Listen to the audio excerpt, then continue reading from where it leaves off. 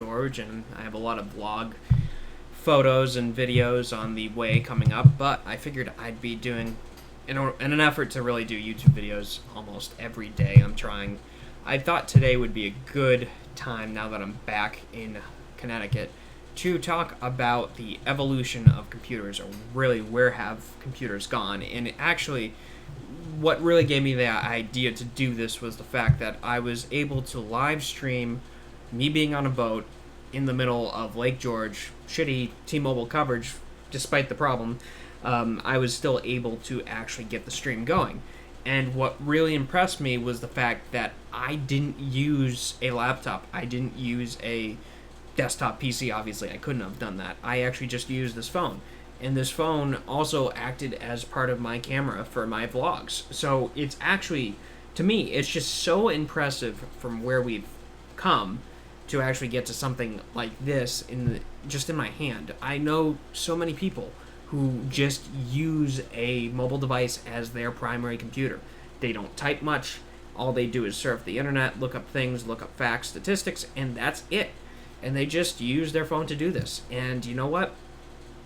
From what I'm seeing that this phone can actually do, it's quite impressive.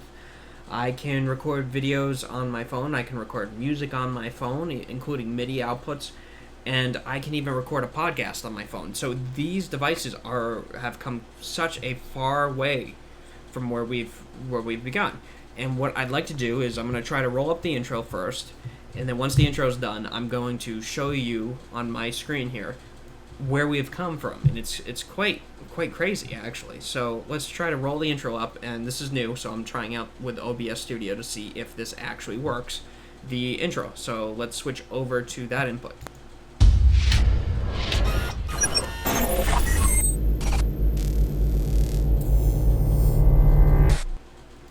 Okay, so I just rolled that, so hopefully that worked. So what I'm going to do now is I'm going to switch over to my computer so you can see and have a picture and understanding of really where kind of the first computer, programmable computer was made.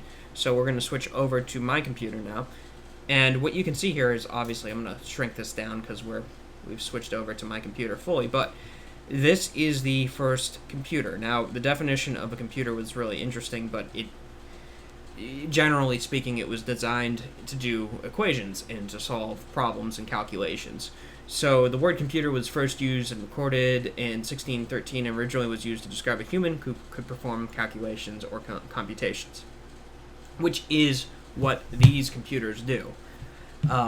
So the first computer itself, there's some history on this, but I just want to get you guys an idea of what it looked like. Z1 was created by the German Konrad Zuse in his parents' living room. Sound familiar? Between 1936 and 1938, and this could actually do binary equations and was programmable. But the most notorious one was, and also Alan Turing was kind of an important part of this as well, because he had to deal with a lot of the cracking the codes, and as far as the concepts of what we would consider a modern computer. The first digital computer, let's see, was one of the ones that was well known was the ENIAC, was invented by J. Presper Eckert. And I'm sorry I'm reading this, I'm kind of learning as I go along, because quite frankly this is a late post. But this was one of the first machines, and it was fully a computer, a working computer, which obviously did some equations to answer some problems for universities and things like that. But what really impressed me was the fact that it was 1,800 square feet and used about 18,000 vacuum tubes. And this thing, 18,000 vacuum tubes, they were huge. They weren't integrated circuits. This was all on vacuum tubes. And to think that this computer in my hand, that I hold in my hand, and obviously me switch over to this one. This computer that I hold in my hand is way more powerful than this right here, which is, to me, it's absolutely insane. So it's really crazy to see how far we've gone. And I want to show you what some of the stuff they talk about the first Apple computer. One of the first laptops that really enabled people to, we're jumping now, but one of the first laptops which allowed people to do things kind of portably, in quotes, was the Osborne, which was really, really interesting. Let me see if I can get a picture of it for you because I thought I had one. Let's see. It's called the Osborne 1. And what's funny about this computer was the fact that you actually had to have a briefcase for it. It was literally, it was this. And what's really, really, really funny about this Osborne 1 was the fact that, you know, you had this tiny little display and it would allow you to do some simple equations. And obviously it had some areas that you could plug in things, but it was so basic. And I think what's really funny is seeing a picture of one of the guys just basically walking with his suitcase. And the thing weighed like 30 pounds, so it wasn't really, really that portable. So it's kind of crazy. If you look at just the specs coming from a geek perspective, I mean, this was expensive too, $1,795, but it was cheap for the time because it was like, wow, this is the first business computer. Dual floppy disk drives, which was crazy, with 102 kilobytes of storage each, a 5-inch CRT. It's funny they packed a CRT in the laptop, the world's first portable business computer. And it just had some really interesting programs, and just battery pack for 1 hour of processing, double density disk drive with 204 kilobytes of storage per drive. This thing is crazy, and it's hard to think we've actually reached so far to where we can have it in our hand like the iPhone. And what's really interesting is, you know, I grew up in an era before iPhones even existed.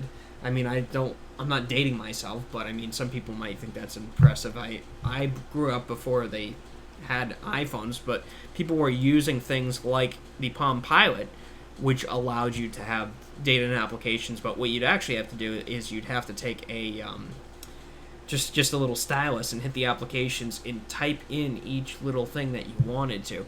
It had a little keyboard, but most of the time what you do is you try to draw on this area what you type in. So that would be a quicker way to do it. I have a video, and I'll put it in the link in the description, of the Palm Pilot that I still own. But it's kind of interesting to see how far we've actually become. And I just got a text message that says I need to answer my chat. It's a bit tough, by the way, when I don't have it open and I'm using that application. So apparently somebody is on there. Let me go to my actual video here. So that person obviously knows at this point that I'm streaming live. Live stream. I'm learning about this. This is new, so understand that this is something new to me. Oh, jeez. I don't know. Do you know what that is? I want one that... What is that hard drive on? We need this for work. I have that one. This is awesome. What are you referring to? Hold on, I'll switch back. Alright, hold on. Let's see if I can even reply back. I'm learning this, by the way, so this is something new. Let me, how the hell? This is new for me, so understand that. So I'm just, say something. Okay. What are you referring to?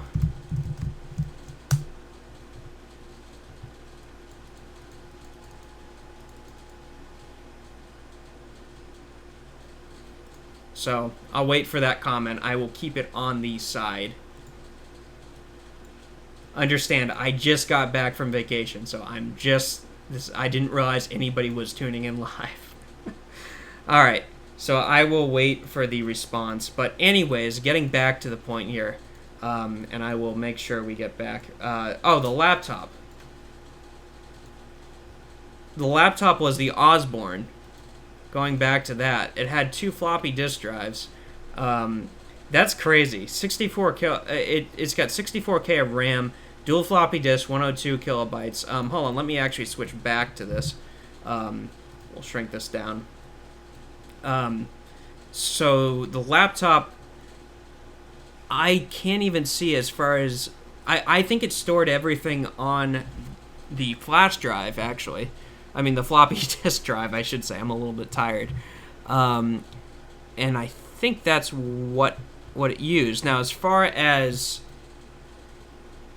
the Osborne was concerned, there was not much it would store on. Double density battery, disk drive, 204 kilobytes. That's crazy. That would be very helpful for work. You know, we could get so much done, so many spreadsheets we could get done now, in order to get that actually working. 300 baud auto answer auto dial. That's there is a dial-up modem. Hey, auto dial modem, complete with software. God only knows what it did, but it's just crazy how far we've gone with this.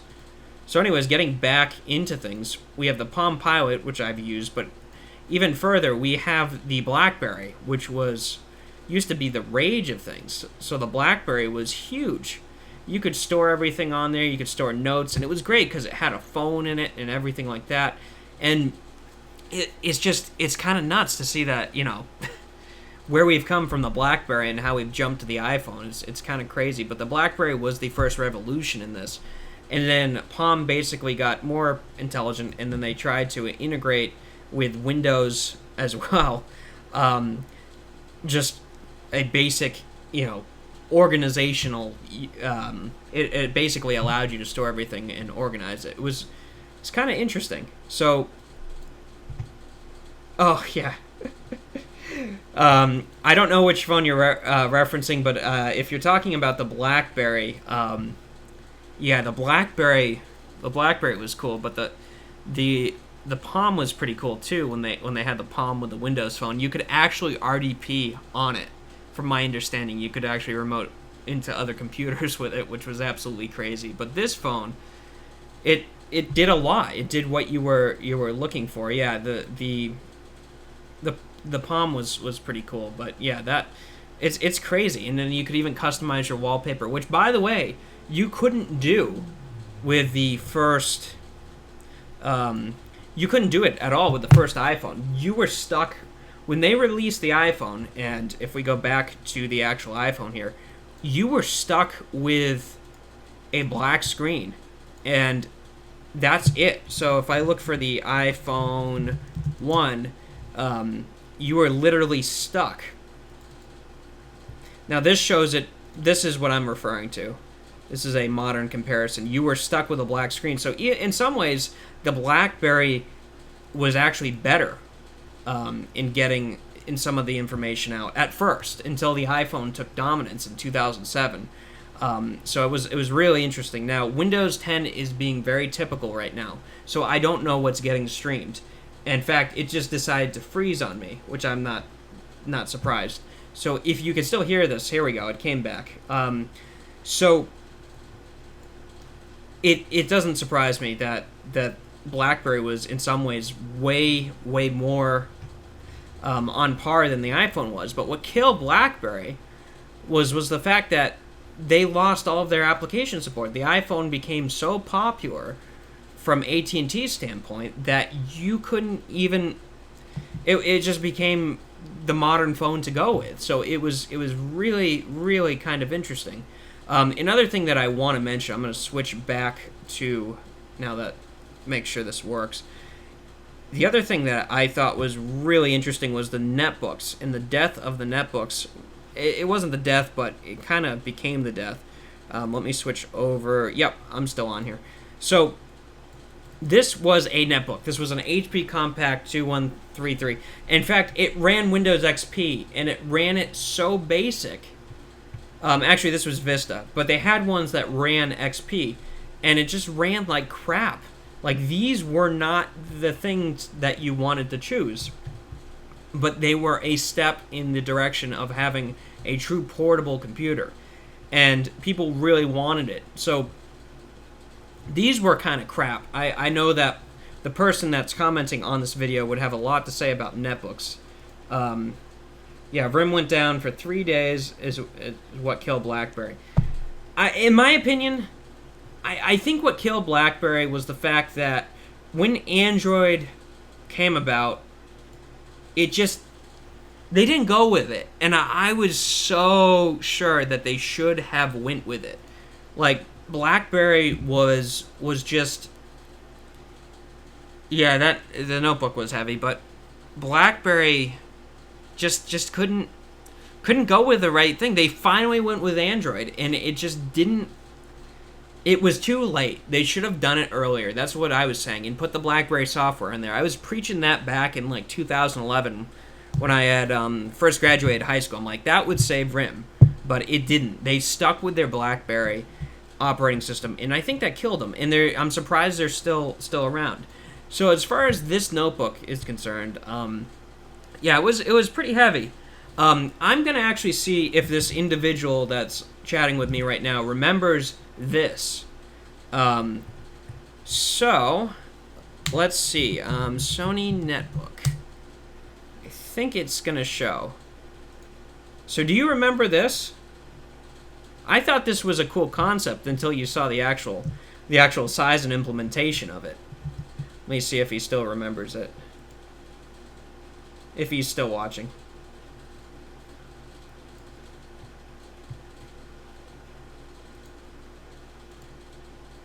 Hold on. Yeah, that's what I thought. Do you remember Deliverance 1? Do you remember the Sony netbook?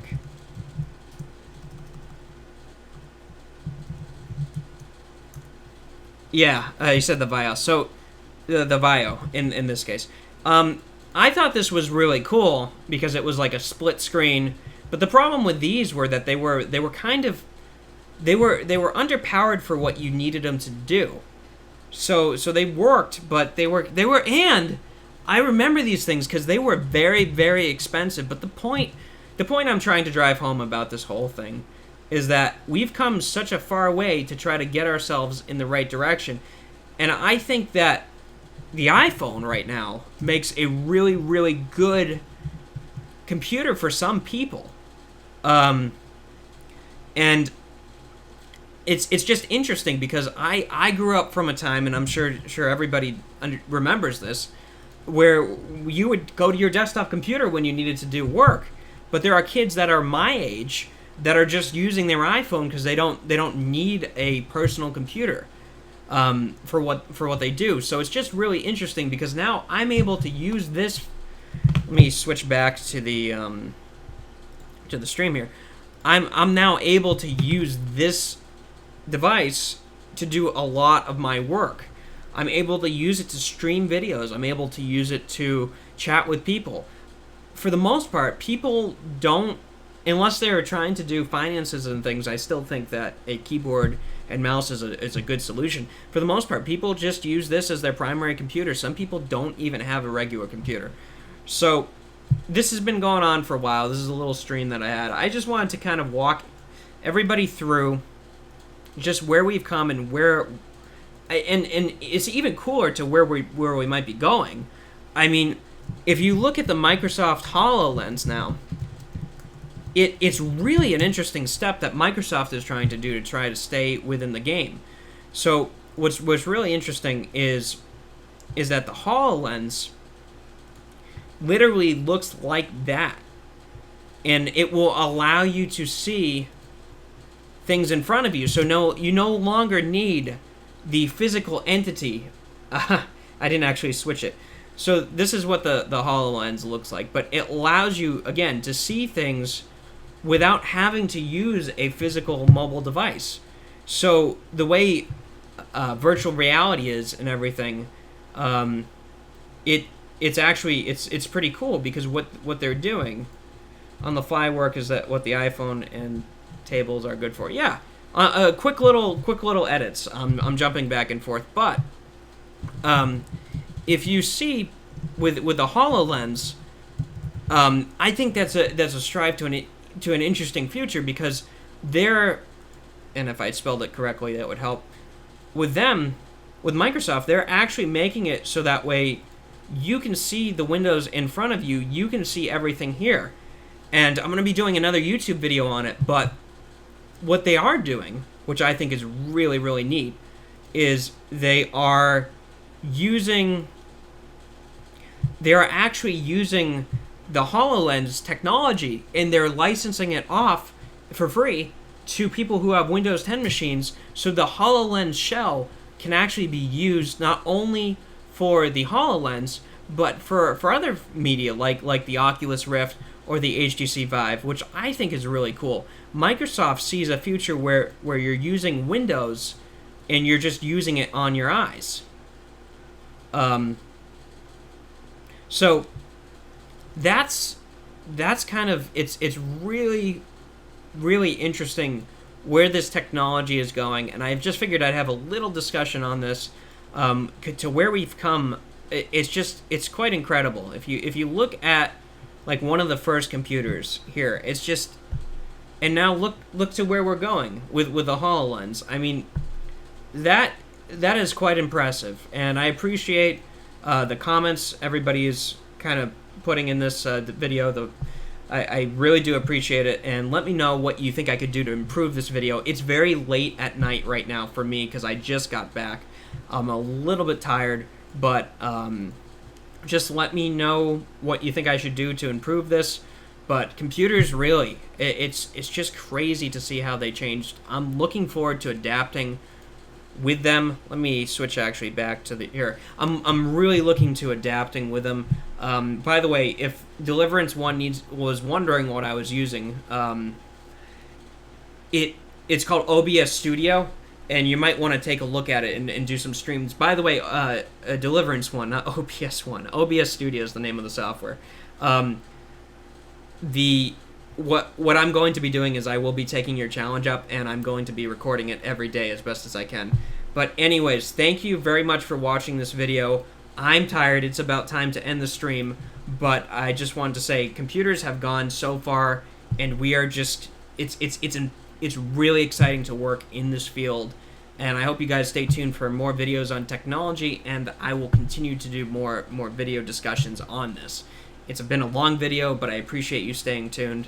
And definitely comment, rate, and subscribe. And if you're looking for more information, I will put more links in the description below. Thank you very much.